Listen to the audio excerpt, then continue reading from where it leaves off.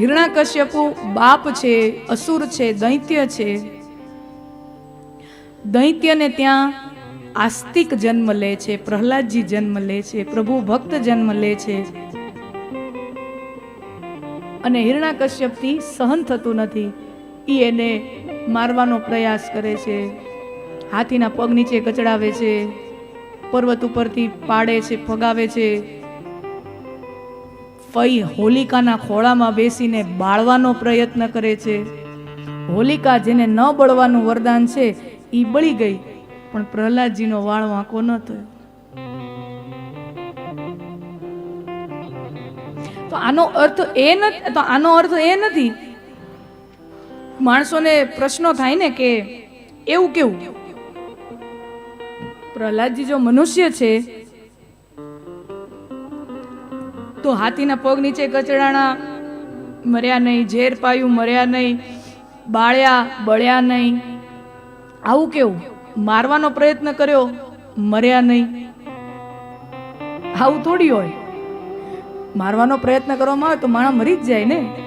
હા, સામાન્ય રીતે લૌકિક દ્રષ્ટિએ એ મરી જાય,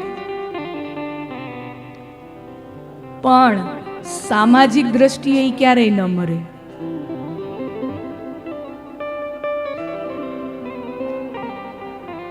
સોક્રેટિસને ઝેરનો પ્યાલો પાયો. સોક્રેટિસને ઝેરનો પ્યાલો પાયો, પણ સોક્રેટિસ મર્યા ખરા? શરીરથી મરી ગયા, પણ સોક્રેટિસ આજે અમર છે. આજે કરોડો લોકો સોક્રેટિસને સ્મરણ કરે છે. અમર થઈ ગયું નામ, એનો મતલબ એનું નામ હજી જીવે છે. દુનિયામાં એવા લોકો હોય જેની નોંધણી ખાલી રાશન કાર્ડમાં થતી હોય. રાશન કાર્ડમાં ને આધાર કાર્ડમાં નોંધણી થતી હોય. એ માણસ જીવતો હોય ત્યાં સુધી દુનિયાની નોંધ લે, મરી જાય પછી 2-5 વર્ષ પછી દુનિયા ભૂલી જાય, એના પરિવારને ભૂલી જાય. દુનિયા શું, પરિવારને ભૂલી જાય. દુનિયાની વાત તો પછી નહીં રહી. પણ અમુક મહાનુભાવો એવા થઈ જતા હોય, મહાન વ્યક્તિત્વો એવા થઈ જતા હોય કે એને દુનિયા ગમે તેટલી પરેશાન કરે, એને દુનિયા ગમે તેટલી હેરાન કરે, એને ગમે તેટલું કુચલવાનો પ્રયાસ કરે, પણ એ પોતાનું મહાનપણું છોડતા નથી, પોતાનું સારાપણું છોડતા નથી, અને સમયાંતરે એ દુનિયામાં અમર થઈ જાય છે. એ ક્યારેય મરી જ ન શકે. પ્રહલાદજી ઉપર પણ ઘણા અત્યાચારો હિરણાકશ્યપુએ કર્યા, પણ પ્રહલાદજી પોતાનું સારાપણું છોડતા નથી, એટલે પ્રહલાદજી અમર થયા. પોતાનું સારાપણું છોડતા નથી. દુનિયામાં 5% લોકો એવા છે જે ખરાબ છે. એને ભાગવતકાર વ્યાસજી એને અસદ વાસના કહે. હિરણાકશ્યપુ અસદ વાસનાનું પ્રતીક છે. દુનિયામાં 5% લોકો આજે એવા છે જે ખરાબ હતા, ખરાબ છે, ખરાબ જ રહેવાના. એના ઉપર કોઈ સારા પ્રવચનો, સારા પુસ્તકો, સારા સત્સંગનો કોઈ પ્રભાવ ન પડે.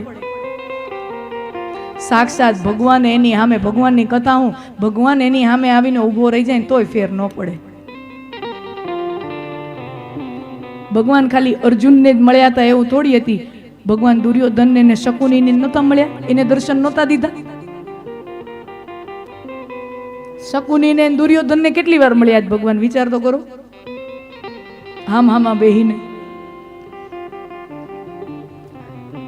તો જે ખરાબ હતા, ખરાબ છે, ખરાબ જ રહેવાના.